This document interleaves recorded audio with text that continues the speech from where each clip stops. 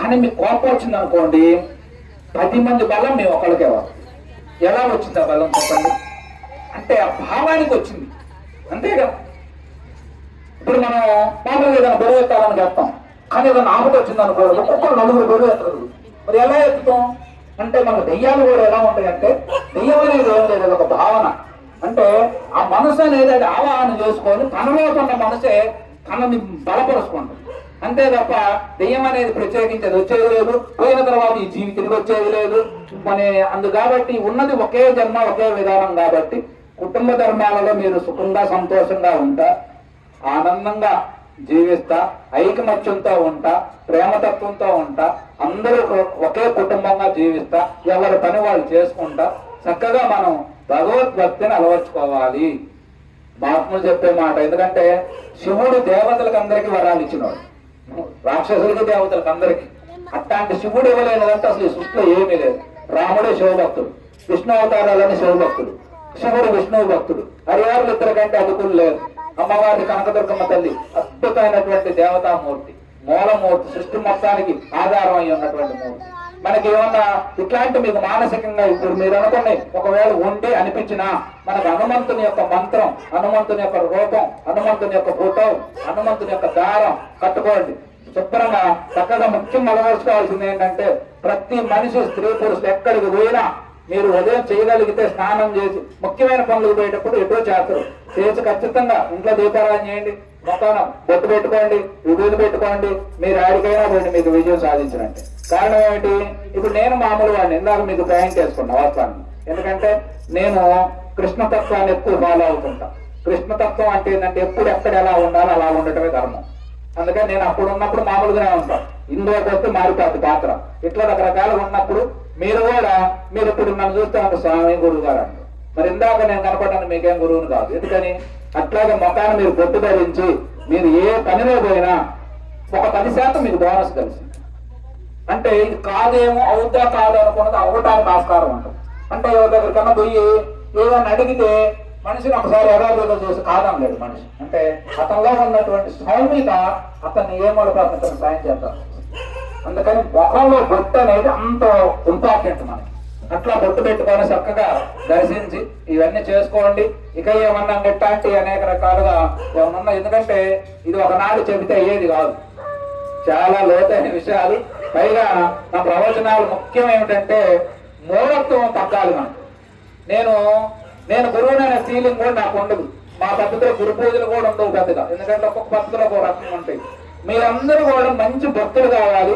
గ్రామంలో ఆలయాలన్నీ బాగా ఇట్లా ధూపదీప నైవేద్యాలతో ఇట్లా కలకల్లాడాలి. గృహాల్లో చక్కగా మంచి పూజ పీడాలు చేసుకోవాలి. కుటుంబం అంతా ఐకమత్యంగా ఉండాలి. భారతీయ సంస్కృతి అంతా వర్ధిల్లాలి. భారతీయ సంస్కృతి ఎంతగా వర్ధిల్లితే విశ్వశాంతి అంత జరుగుతూ ఉంటుంది లోకంలో. అందుకని విశ్వశాంతికి మనమే మూలమై ఉన్నాం కాబట్టి మూల పదార్థం మనం సమంగా నడుచుకోవటంలోనే అసలైనటువంటి విధానం ఉన్నదని నేను మనసా వాచ కర్మణ నమ్మి, మూఢత్వాలకి అతీతంగా మనం ఈ యొక్క భారతీయ సంస్కృతి సాంప్రదాయాలని మనం పరిరక్షిస్తా, ఈ యొక్క విషయాలన్నీ చెప్పుకుంటా జనంలో ఎంతో కొంత చైతన్యం తీసుకురావాలనేటువంటి సంకల్పం చేసి నేను చక్కగా, నా వయసు మీరు ఎంతో లేదు 50 ఏళ్లే, 25 ఏళ్ల నుంచి ఇందులో నేను సాధకుడుగా మారా. 4 ఏళ్ల నుంచి అనేక గ్రామాలు పిలిస్తే మహానుభావుడు నన్ను 10 సార్లు పిలిస్తే నాకు నిన్న ఆయన ఫోన్ చేస్తే భయం వచ్చింది. ఎందుకంటే ప్రాణం చెప్పలేనేమోనని. నేను పిలవకుండా కూడా నా అదృష్టం ఏంటంటే నేను పిలిచి ఈ గ్రామానికి వచ్చా. నేను ఇట్లాంటి మారుమూలను ఉన్నటువంటి గ్రామాలకు వెళ్ళి తక్కువ మంది జనాల్లో కూర్చొని ఇట్లాంటి మన సంస్కృతి గురించి వివరించాలనేది నాకు ఒక పెద్ద కళ. ఏది 4 ఏళ్ల నుంచి ఎక్కడ పోలేకపోతున్నాను, ఎందుకంటే మా ఊర్లోనే మా గ్రామాలు ఎక్కువ అవుతున్నాయి. కానీ ఈ రోజు ఇంత 100 కిలోమీటర్ల పైన దూరం వచ్చిన చక్కగా 200 మంది కూర్చొని కార్యక్రమాన్ని ఆస్వాదించారు. నా కోరిక వాస్తవాన్ని మీరు అందరూ తీర్చినట్టు. ఇట్లా మనం ఎన్ని చేసుకోగలిగితే బ్రహ్మాండమైనటువంటి జీవితం మనం బాగుంటాం, లోకం బాగుంటది, సృష్టి అంతా అద్భుతంగా ఉంటది. అందుకని మన వ్యవస్థలను మనం కాపాడండి. మీకు ఏదైనా మనసు బాగలేకపోతే కాస్త ఇంట్లో కాసేపు పూజ చేసుకోండి, జపం చేసుకోండి, ధ్యానం చేసుకోండి, మంచి పుస్తకాలు అలవాటు చేసుకోండి, లేకపోతే మంచి మాటలే మాట్లాడుకోండి. ఇవన్నీ లేదు, ఇంకా మనసు కాస్త బాగలేదనిపిస్తే శుభ్రంగా శివరాంతకం పోయి సాయంత్రం దాకా కూర్చోన్నాడు. ఎందుకంటే ఆ యొక్క శివయ్య పీఠం అంత గొప్పగా ఉంది. నేను చాలా పీఠాలు చూశాను. ఆ పీఠంలో అంత గొప్పతనం అందులో చెక్కినటువంటి ఆ మహానుభావులు, ఆ సృష్టించిన మహానుభావులు, ఆ యొక్క శివలింగం అనేది అర్థం ఏమిటంటే పరమాత్మకు ప్రతిరూపం. అంటే సృష్టి మొత్తానికి ఏదైనా అడుగుతా ఉన్నదో అంటే శివలింగం అంటే వాస్తవానికి శివుడికి సంబంధించిందే కాదు. ఎందుకంటే రెండు రకాలుగా శివుడు సాకారం నిరాకారం రెండు రకాలుగా ఉంటాడు. అందుకే మన శివపురాణమే చదువుతుంది, మూలతో బ్రహ్మరూపాయ, మధ్యతో విష్ణు రూపిణి, అగ్రతో శివరూపాయ, శివలింగం నమోస్తుతే. అంటే శివలింగంలో మూడు తత్వాలు ఉన్నాయి. సృష్టి మొత్తాన్ని నడిపించే దైవానికి ప్రతిరూపమే శివలింగం. అసలు ఆ శివలింగం ఎంత గొప్పగా ఉందా, పీఠం ఎంతో గొల్ల వైబ్రేషను, మనసంతా పులకరించింది. నువ్వు ఏది కోరుకున్నా జరగడానికి అది స్వామి ఎప్పుడు అభయస్తావు. ఎందుకంటే స్వామికి ఏ కోరిక లేదు, నిరాకారంగా ఉన్నాడు. నువ్వేం కోరుకుంటే గోడ కొట్టిన పంచి వచ్చి నీ చేతిలో పడ్డట్టు నువ్వు కోరుకునే కోరికలన్నీ ఇచ్చారు. అందుకంటే మనశ్శాంతిగా ఉండాలంటే చక్కగా దగ్గరలో ఉంది. ముఖ్యంగా ఏమిటంటే వయసు వాళ్ళు ముసలి 60 ఏళ్ళు దాటిన తర్వాత ఆధ్యాత్మిక విధానానికి మనసు పనికిరావు వాస్తవానికి. ఎందుకంటే పెద్ద వయసు వచ్చిన తర్వాత ఏదో ఉన్న అలవాటును సెట్ చేసుకోవటం, లేకపోతే ఏదో కృష్ణారామ అనుకోవటం, సంతోషంగా ఉండటం, కుటుంబానికి భారం కాకుండా ఉండటం, ఆదర్శంగా బ్రతకటం అది మంచిదే.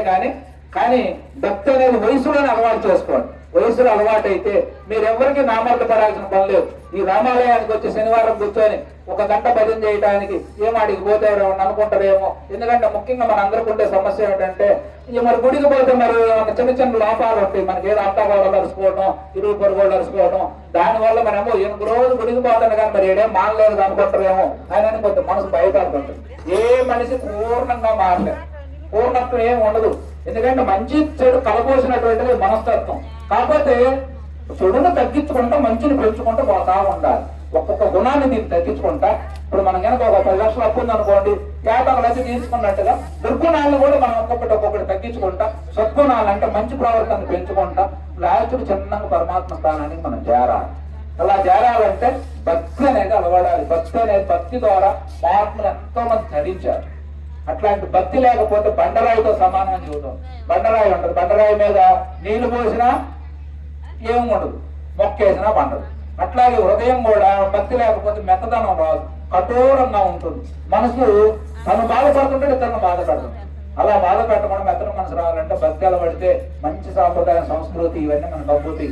అట్లాంటి విధానంలో ఈ రోజు మీ గ్రామం రావడం అనేది నిజంగా నాకు చాలా సంతోషంగా అనిపించింది.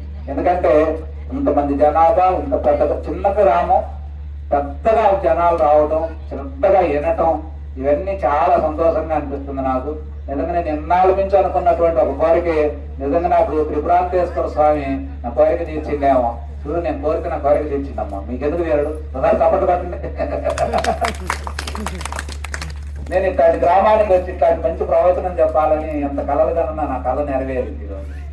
అందుకే మీరు ఇంటా ఉంటే చెప్పింది చెప్పకుండా ఇన్ని రోజులైనా చెప్పుకోవచ్చు. రామాయణంలో పోతే 1 సంవత్సరం చెప్పవచ్చు, భారతంలో పోతే 2-4 సంవత్సరాలు చెప్పినా జరగదు.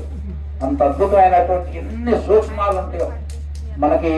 ధర్మం అధర్మం, ధర్మ సూక్ష్మం, ధర్మ రహస్య సూక్ష్మాలు, సనాతన ధర్మం చూడండి ఎన్ని రకాలు ఉంటాయో.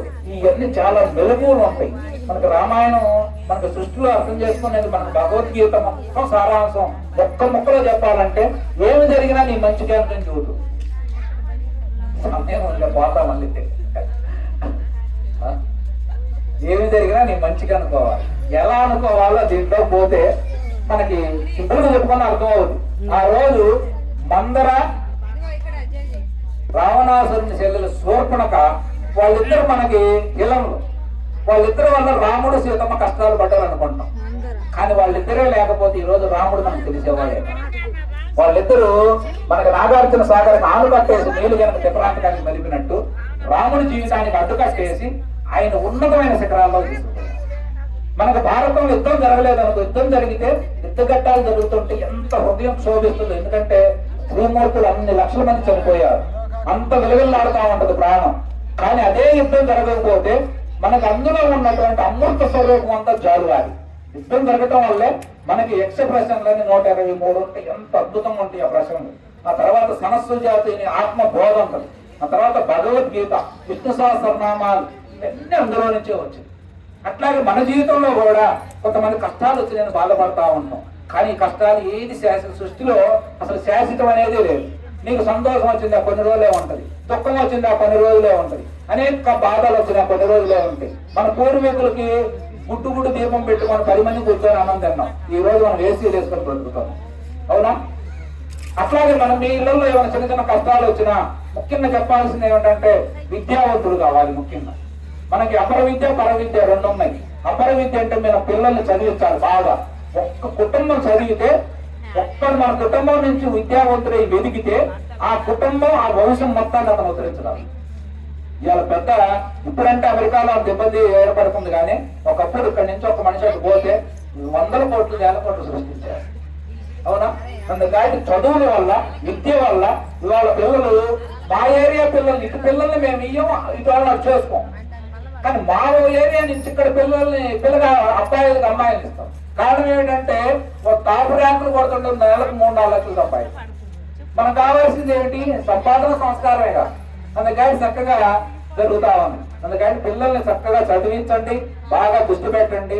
దానివల్ల మీ జన్మకు బ్రహ్మాండంగా సార్థకమవుతుంది. మనందరం హాయిగా ఆనందంగా ఉంటాం.